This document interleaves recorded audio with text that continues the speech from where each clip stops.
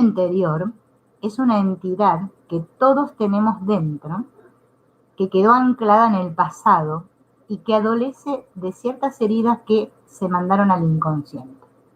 Nosotros lo podemos relacionar, ¿no es cierto?, con esas imágenes que tenemos en nuestra mente de cuando éramos niños.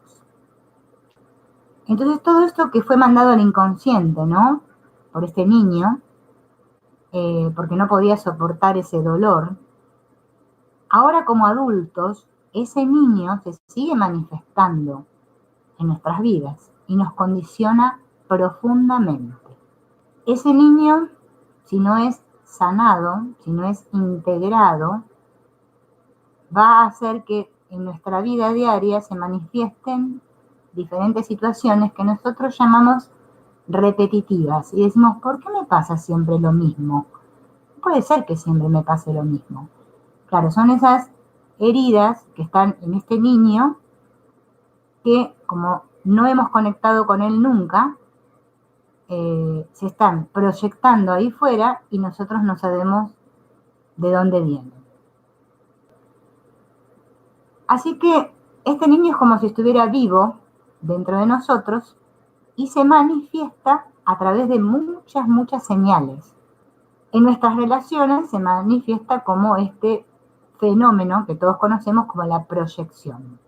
Vemos nuestra herida proyectada ahí fuera, ¿sí?, en las diferentes situaciones de nuestra vida. Por lo general, dicen los psicólogos, más que nada los transpersonales, que nosotros buscamos en nuestra pareja, ¿no?, a ese otro niño que tiene la misma herida que nosotros, por lo general, ¿no? Por eso después vienen los conflictos en las parejas, ¿no? Eso después lo vamos a ver.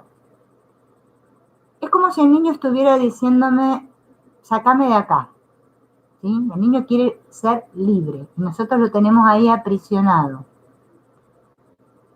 Claro, nuestra mente tiene un ruido terrible y no lo podemos escuchar, ¿sí? Todos somos conscientes de que nuestra mente está continuamente con un parloteo constante. Cuando somos niños, no interpretamos lo que nos está pasando y todo eso lo almacenamos como si fuera en una nube. ¿Vieron como en el internet que tenemos la nube del Google Drive y almacenamos cosas en la nube? Bueno, el niño no puede filtrar esas emociones que percibe cuando es pequeño, no lo puede entender, y todo eso que le impacta emocionalmente, como no lo puede asimilar, lo pone en una nube, ¿sí? Es como si estuviera en una memoria, bien, ahí guardadito. Así vamos haciendo todos, ¿no?, cuando somos niños, ante todas esas situaciones que vivimos que no sabemos cómo resolver, porque no tenemos la capacidad a esa edad para entender eso que estamos viendo, ya sea una situación de violencia, ya sea un abandono, un abuso, lo que sea. Diferentes situaciones, porque hay muchas. Entonces, guardamos todas estas memorias en la nube y justamente se guardan aquellas que fueron muy intensas, ¿sí? Aquellas que no nos impactaron, no, pero las que fueron muy intensas quedan grabadas en esa nube. ¿Qué pasa? Vamos creciendo, vamos haciéndonos adultos y claro, todo esto quedó reprimido, ¿no? Y ahora, de adultos, pareciera que no tenemos acceso a esa nube, no podemos acceder, pero sí, todo lo que está en la nube nos influencia, ¿sí? Y nosotros le llamamos patrones. Siempre se me repite el mismo patrón en mi vida, claro, tiene que ver con la nube. Entonces me enfrento, ahora que soy adulto, a una situación emocional y se me activa ese patrón que está ahí guardadito en la nube. Porque como yo no lo pude resolver, ¿sí?, entonces cada vez que me pasa algo que tiene que ver, que es similar con eso que está en la nube, ¡puc!, se activa. Y decimos, saltamos, ¿no? Reaccionamos. Localizar qué emociones sentimos frente a determinados estímulos, ¿sí? Es una pista para darnos cuenta de qué es lo que todavía no hemos procesado, ¿sí? El estar atentos ante qué situaciones a mí se me activan las emociones. Válgase decir cualquier emoción, ¿no? Ya sea ira, tristeza, lo que sea. Encontrar y abrazar a este niño interior tiene un gran poder curativo. Y vaya que lo tiene. Aunque nos parezca una tontera. Porque, claro, nosotros como adultos bien decimos, pero mirá si porque yo me conecte con mi niño interno voy a poder curarme. Claro, vamos a decir que no. Pero tenemos que hacer la experiencia. Si se hubieran satisfecho las necesidades de la niñez, no nos hubiéramos convertido en niños adultos, como somos todos. O sea, un adulto, pero que tiene reacciones aún de un niño. Pero, si logramos integrar a este niño, nos vamos a sentir llenos de energía y vitalidad. Porque este niño, en su estado natural, se le llama el niño maravilloso, ¿no? Le llamó Carl Jung, que es el niño que está dotado de toda la energía, todo el poder. Lo que pasa es que ese niño maravilloso lo tenemos ahí como ahogado, tapado por este niño que está herido. Por eso tenemos que primero integrar, sanar a este niño herido para poder acceder a este niño maravilloso. Cada uno de nosotros tiene un mapa propio del mundo. Y ahora vamos a ver qué es esto de tener un mapa propio del mundo. ¿Qué es esto? Una serie de creencias internas en el inconsciente que nos mantienen a todos en un trance hipnótico. Todas nuestras creencias inconscientes, todas esas creencias que no vemos, ¿sí? Que no, decimos que no. Yo no creo eso, pero son inconscientes, nos tienen a todos adormilados, hechizados, hipnotizados. Bueno, esto que hacemos, ¿bien? Decir, no, yo así no soy, son todas nuestras creencias inconscientes. Todo lo que yo puedo decir, yo no soy así, ¿bien? Pero el mundo, el mapa que tengo trazado aquí fuera, me muestra mis creencias. Y yo no las puedo tapar, porque el mundo me lo está mostrando continuamente. Por más que quiera borrarlas, no puedo. Bien, entonces este niño herido que está en nuestro interior es quien forma el sistema básico de creencias. ¿Sí? Todas estas creencias están sujetadas por este niño herido. Hacer contacto con él es una manera de cambiar todas estas creencias. Podemos tener un físico y una edad biológica de adulto, pero el niño interno, si está herido, contaminará la conducta del adulto. ¿Cuáles son las formas en las que este niño contamina nuestra vida de adultos? Una de ellas es la codependencia. ¿Le suena esta palabra codependencia? Ser codependiente significa estar alejado de nuestros sentimientos, necesidades y deseos. Estamos alejados de nuestros sentimientos, necesidades y deseos, es que somos codependientes. ¿Cómo nos damos cuenta si somos codependientes? Nos preocupamos siempre por los demás. Estamos siempre preocupados por los otros. Por cómo me ven los otros. Por lo que los demás piensan de mí. Si estoy ahí, es porque soy un codependiente emocional. Me preocupo por los demás, me preocupa lo que los demás piensan de mí y cómo me ven los demás. Esas son pistas para que nos demos cuenta. Dependemos mucho de la mirada externa para sentirnos valiosos. ¿Sí? Necesitamos que otro nos mire, nos diga que estamos lindos, que estamos bien, todo, para sentir que vale.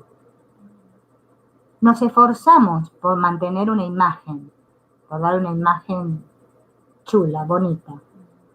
Dependemos de algo externo para tener una identidad.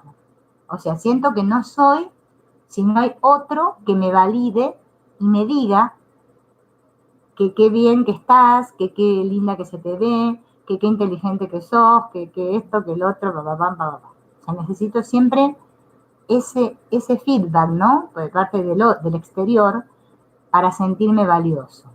Otra manera en que se manifiesta la conducta ofensiva, que es ser ofensivo, es esa persona que siempre está subestimando al otro, ¿no? Ofendiéndolo, haciéndolo sentir mal. ¿Cuándo somos ofensivos? Cuando hemos padecido violencia en nuestra infancia, sufrimiento, dolor, ¿sí? Depende ante qué situaciones, qué sé yo, padres alcohólicos, padres que me pegaban. El niño herido e impotente se convierte en un adulto ofensor. El niño pierde su identidad cuando sufre un abuso y para sobrevivir al dolor, el pequeño se identifica con el ofensor. También un adulto puede ser ofensor cuando tuvo padres permisivos y complacientes. Entonces estos niños aprenden que la culpa de todo la tienen los demás y no se hacen responsables de sus vidas. Serían los clásicos chicos que no se hacen cargo, o sea, adultos, ¿no? Que no se hacen cargo de nada. La culpa siempre es del otro. Esos son los chicos que de pequeños sus padres le dieron todo, todo lo que querían, ¿no? Y también está el caso del niño que se le pegó mucho, se fue muy exigente con él, muy violento. Y ese niño, después de adulto, se convierte en un agresor, ¿no? Una persona que necesita ser violento con otros. Ahora vamos a otra, que está muy de moda. Los desórdenes narcisistas. Y acá me explican que antes de convertirme en un yo, o sea, de que el niño diga yo, que se identifique con el yo, el niño ve todo como un nosotros, ve todo como un todo, ¿sí? El niño está como conectado con la experiencia, es uno con la experiencia, vive en la unidad, ¿bien? Todavía no entiende esto de que yo soy yo y que mi mamá y mi papá son otros. No, ve todo como uno. Es como que el niño se refleja en el rostro de sus padres, necesita de otros para verse. Necesita saber cuánto le importa a sus padres, que se lo toma en serio, que es aceptado, que merece cariño, ¿no? Que depende del amor de sus papás. Todo esto en esa etapa de la vida es saludable. Es bueno que el niño experimente esto, ¿sí? Todo eso es lo bueno en esa etapa.